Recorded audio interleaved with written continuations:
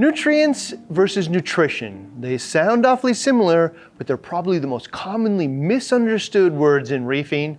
And once you understand the difference between nutrition and nutrients, it will change the way you think about everything that goes in the tank as well as out. Nutrients can really mean a wide variety of things, but most often just referring to nitrate and phosphate from the plant world. This is fertilizer, runoff from farming, hydroponics, and water pollution.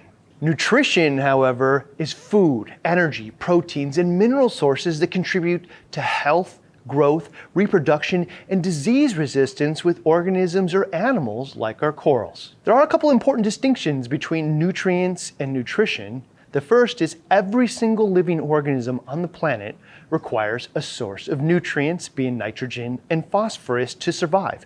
That includes our corals, as well as the symbiotic algae known as zooxanthellae that lives within the coral. Here's the other important distinction. The coral, to survive, actually gets 90% of its nutrition from the zooxanthellae that lives within its tissue.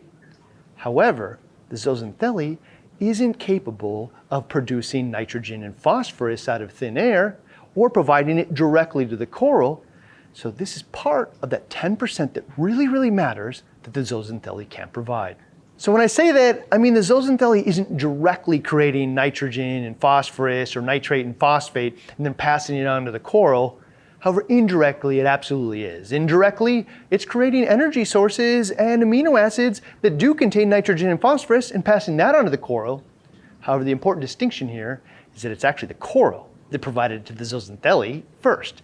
The coral is capturing prey out of the water as well as absorbing small amounts of nitrogen and phosphorus through its tissue and then through its own metabolic process, providing it over to the zooxanthellae. But the most important component of this is understanding that it's the coral that is responsible for acquiring and distributing the nitrate and phosphate to the zooxanthellae and the coral itself. So you can start to see the gap now, that gap between 90 and 100, meaning that we know that the coral is actually going to get 90% of the nutrition that it needs from the zooxanthellae that lives within its tissue. But what about the other 10%? Does the 10% matter? Well, that 10% now we know includes nitrogen and phosphorus.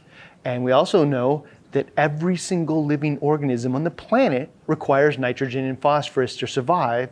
So certainly it does matter, but it really goes beyond that as well.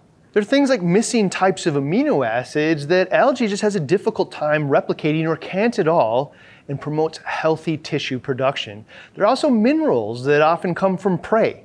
So that 10% that is missing isn't just a small amount, it's things that the algae can't produce at all, and a holistic approach to overall metabolic health. Another important distinction between nutrients and nutrition is with nutrients, or nitrate and phosphate, more is definitely not better. With elevated levels of, say, phosphate, you'll see slower calcification. The coral will have difficulty laying down additional calcium carbonate crystals for its skeleton. And with elevated levels of both, you'll also see increased amounts of population or density of zooxanthellae within the coral's tissue, which can lead to bleaching when combined with other stressful events.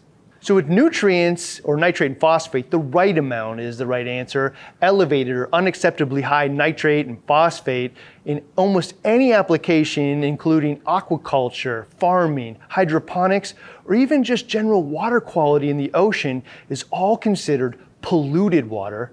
End of story. However, with nutrition, is more better? The answer is often yes, to a point. Meaning, if there's more prey or suspended organic particles for the corals or polyps to capture, there's more amino acids or other nutritive elements for the corals or polyps to absorb, it will often result in better health for the animal.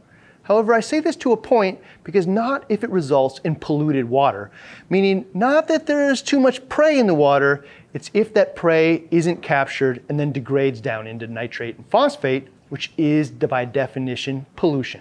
So filtration really a foundation of an overall approach to heavy nutrition in, meaning filling in that 10% gap that the corals and zooxanthellae can't produce for itself without polluting the tank. This is also really closely tied to the difference of the nutritive values of the ocean as well as in our tanks, why they're so different and which one we should be emulating. That's coming up next.